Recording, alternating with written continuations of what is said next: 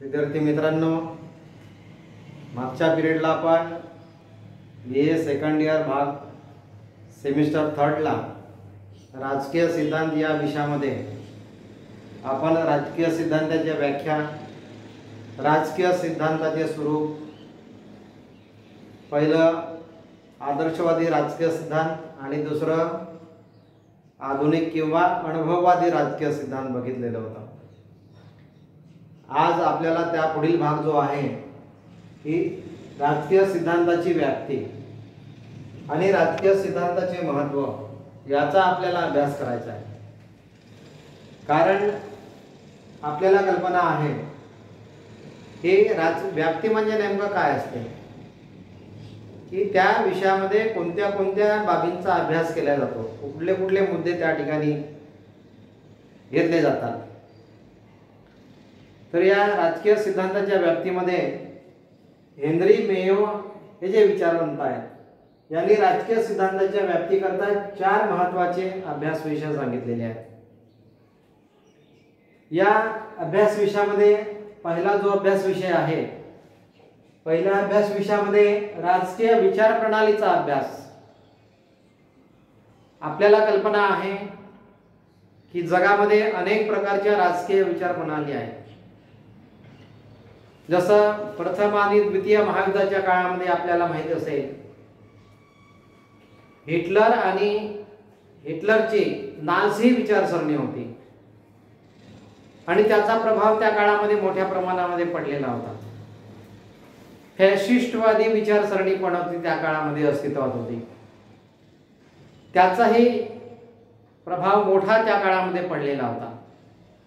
आणि ह्या ज्या विचार प्रणाली आहेत, आधुनिक काळामध्ये अनेक विचार, या 20व्या-21व्या शतकामध्ये अनेक विचार प्रणाली अस्तित्वात असलेल्या आपल्याला दिसतात। आपल्या देशामध्येही जसं हिंदुत्ववादी विचारसरणी आहे, धर्मनिरपेक्षता याला मांडणारी विचार प्रणाली आपल्या देशामध्ये आहे, समाजवादी विचार प्रणाली आपल्या देशामध्ये आहे। अशा अनेक प्रकारच्या विचार प्रणाली आधुनिक काळामध्ये प्रत्येक देशामध्ये आपल्याला दिसतात। आणि या ज्या विचार प्रणाली असतात, या विचार प्रणाली लोकांना घडवतात, नागरिकांना घडवतात, देशाला दिशा देण्याचं काम करतात। विचार प्रणालीची जी महत्त्वाची वैशिष्ट्ये असतात त्यानुसार राजकीय व्यवस्था ही तयार होत असते आणि त्या माध्यमातून सामाजिक जीवनाचे प्रश्न सोडवण्यास मदत होत असते। तर राजकीय सिद्धांताच्या अभ्यासामुळे आपल्याला कशा राजकीय विचार प्रणालीचा अभ्यास होतो, हा एक महत्त्वाचा मुद्दा हेनरी मेयो यांनी सांगितलेला आहे। दुसरा मुद्दा, दुसरा अभ्यास राजकीय व्यवस्थांचे अध्ययन। आपल्याला कल्पना आहे प्रत्येक देशामध्ये राजकीय व्यवस्था आहे, कारण जसं अमेरिकेमध्ये सत्ता विभाजन सिद्धांतावर आधारित राजकीय व्यवस्था आहे, इंग्लंड आणि भारतामध्ये जबाबदारीच्या तत्वावर चालणारी राजकीय व्यवस्था आहे।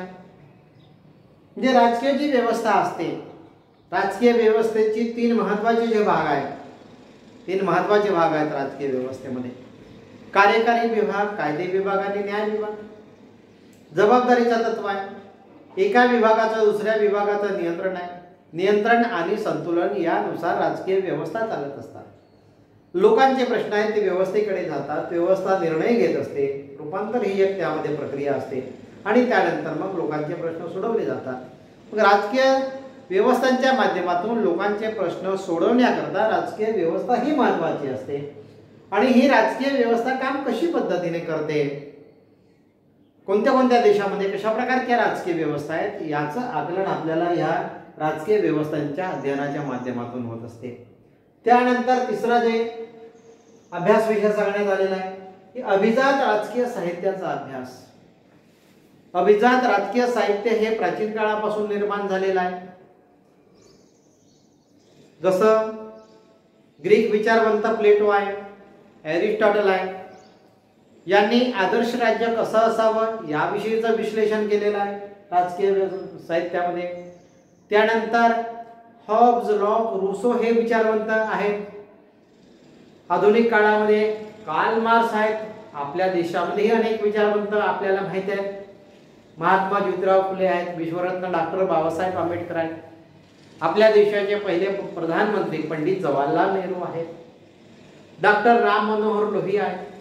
हे जे विचारवंत आहेत, ह्यांचे जे विचार असतात, ह्यांच्या साहित्यामधून कोणत्याही देशाला एक दिशा मिळत असते. कारण या राजकीय साहित्यामध्ये वर्तमान काळामध्ये प्रश्न कशा प्रकारचे होते त्याचा अभ्यास करण्यात येतो. भूतकाळामध्ये कशा प्रकारचे प्रश्न होते याचाही अभ्यास करण्यात येतो आणि भविष्य काळामध्ये प्रश्न कसे राहतील आणि मग त्या प्रश्नाला सामोरं कसं जातं, त्यातून मार्ग कसा काढायचा याचा विचार या राजकीय साहित्याच्या अभ्यासामधून. म्हणून हे मार्गदर्शन असतात. एखाद्या देशाची राज्यघटना बनवायची असेल तर लिखाणे महत्त्वाचं राहते, अभ्यासकांचं लिखाण. त्या दृष्टीने राजकीय अभिजात राजकीय साहित्याचा अभ्यास हा पण राजकीय सिद्धांताचा महत्त्वाचा अभ्यास विषय आहे, त्याची व्याप्ती आहे. त्यानंतर अनुभवनिष्ठ संशोधनाचा अभ्यास. आधुनिक काळामध्ये आपल्याला माहिती आहे, अनुभवनिष्ठ संशोधनामध्ये प्रत्यक्ष खरं काय आहे त्यालाच खरं मानायचं, सत्य मानायचं आणि आपले प्रश्न सोडवण्याचा प्रयत्न करायचा. कार्यकारण संबंधाचा विषय या अनुभवनिष्ठ संशोधनामध्ये येतो. कार्यकारण संबंध, एका घटनेचा दुसऱ्या घटनेशी कशा प्रकारचा संबंध आहे याचा विचार करून आपण आपल्या सामाजिक जीवनाचे प्रश्न सोडवण्याचा प्रयत्न करत असतो आणि त्या दृष्टीने अनुभवनिष्ठ संशोधनाचा अभ्यास हा पण राजकीय विषयाच्या व्याप्तीचा एक विषय, महत्त्वाचा विषय. त्यानंतर याचे जे अभ्यास विषय आहेत त्याच्यामध्ये कोणत्या कोणत्या साधारण विषयाचा अभ्यास होतो, तर राजकीय राज्याची उत्पत्ती व त्याचं स्वरूप याचा अभ्यास होतो. दुसरं शासन संस्थांचा अभ्यास होतो.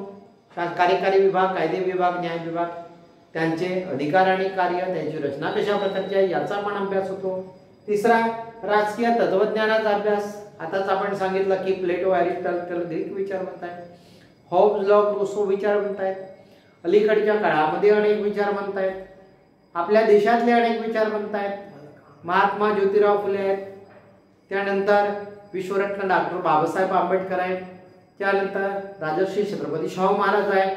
यांच्या तत्वज्ञानाचा अभ्यास केल्यामुळेच आपण आपल्या देशामध्ये समानता निर्माण करू शकतो, इक्वॅलिटी ज्याला आपण म्हणतो, लोकांना अधिकार आणि हक्क आपण देऊ शकतो, म्हणून यांचा अभ्यास. त्यानंतर मग आंतरराष्ट्रीय संबंधाचा अभ्यास. प्रत्येक देशा व्यवस्थेमध्ये चालत असतो आणि एका देशाच्या दुसऱ्या देशासोबत कशा प्रकारचे कारण आदान प्रदान चालत असते आंतरराष्ट्रीय संबंधामध्ये आणि मग आंतरराष्ट्रीय संबंधाचा अभ्यास या व्याप्तीमध्ये होतो. त्यानंतर व्यक्ती आणि राज्य यांच्या संबंधाचा विषयावर म्हणजे त्या देशातील नागरिकांना कशा प्रकारचे हक्क आणि अधिकार मिळाले आहेत त्यावर या सगळ्या गोष्टी असतात. तर अशा पद्धतीने अभ्यास विषय आहेत. त्यानंतर राजकीय सिद्धांताचं महत्त्व आपण व्याप्ती बघितली आहे, व्याप्ती फार मोठी आहे. त्यामुळे राजकीय सिद्धांताला प्राचीन काळापासून आधुनिक काळामध्ये अत्यंत महत्त्वाचं स्थान राहिलेलं आपल्याला दिसते. या महत्त्वामध्ये पहिला फायदा कोणता होता तर मानवी ज्ञानामध्ये वृद्धी होत असते, आपलं आकलन वाढते, आपली दृष्टी वाढते. सिद्धांतामुळे आपण बघतो, विचार करतो, चर्चा करतो, भाग घेतो आपण प्रक्रियेमध्ये. त्यामुळे मानवी ज्ञानामध्ये वृद्धी होते आणि ही वृद्धी झाल्यामुळे आपण आपले प्रश्न सोडवण्यास फार मोलाची मदत करीत असतो आणि म्हणून याचं राजकीय सिद्धांताचं आधुनिक काळामध्ये प्राचीन काळासारखंच महत्त्व राहिलेलं आहे. त्यानंतर तत्कालीन समस्या व प्रश्नांचे आकलन होत असते. यामुळे कोणत्या प्रकारचे प्रश्न त्या काळात निर्माण झाले, कारण भविष्यामध्ये तशा प्रकारचे प्रश्न निर्माण जर झाले तर आपल्याला ते सोडवता आले पाहिजे. वर्तमान काळात प्रश्न निर्माण होतात ते पण आपल्याला सोडवता आले पाहिजे. त्यासाठी मग आकलन महत्त्वाचं आहे. प्रश्नच नाही समजले तर आपल्याला ते सोडवता येऊ शकणार नाही आणि त्या दृष्टीने त्याचं आकलन होणं महत्त्वाचं असते. त्यानंतर राजकीय समस्यांच्या निराकरणाचे उपाय. समस्या निर्माण होतात, वेगवेगळ्या राज्यामध्ये प्रश्न निर्माण होतात, मग त्याच्यावर आपण उपाययोजना कोणत्या प्रकारच्या केलेल्या आहेत आणि ज्या उपाययोजना केलेल्या आहेत त्या योग्य पद्धतीच्या होत्या किंवा नाही, आपले प्रश्न सुटण्यास मदत झाली का नाही, तर याचा पण अभ्यास होतो. त्यानंतर समस्यांच्या निराकरणाच्या उपाययोजनेचे परिणाम. उपाययोजना केली तर त्याचे परिणाम काय झाले, कारण आपल्याला माहित आहे कोणतेही सरकार असो ते निर्णय घेत असते, उपाय शोधत असते, मात्र त्याचे परिणाम काय होतात याचाही अभ्यास राजकीय सिद्धांतामध्ये होतो. त्या दृष्टीने महत्त्व आहे आणि यासोबतच संशोधन कार्यामध्ये मार्गदर्शक याचं पण महत्त्व आहे. जो संशोधक असतो त्याला अतिशय मोलाची मदत होते राजकीय सिद्धांत निर्माण करण्यामध्ये किंवा एखादी देशाची व्यवस्था समजून घेण्यामध्ये अत्यंत महत्त्वाची होते. आणि हे जर आम्हाला समजलं, आकलन जर आलं, आपल्याला कार्यकारण संबंध समजला, तर निश्चितच आपल्या देशासमोरचेच नव्हे तर जागतिक ज्या समस्या निर्माण झालेल्या आहेत त्याचं सुद्धा निराकरण आपल्याकडे असते, ते पण आपण सोडवू शकतो। आणि त्या दृष्टीने आता अलीकडे मोठ्या मोठ्या बिमाऱ्या पण येत आहेत, यामध्ये WHO ची भूमिका अत्यंत महत्त्वाची आहे। तर हे जे प्रश्न निर्माण होतात, हे प्रश्न आंतरराष्ट्रीय स्तरावर सुद्धा सोडवण्यास या राजकीय सिद्धांताची अतिशय मौलिक मदत होत असते आणि या दृष्टीने आपण राजकीय सिद्धांताचा अभ्यास केला पाहिजे, आपण तो करावा अशी मी अपेक्षा करतो आणि या ठिकाणी मी थांबतो। धन्यवाद।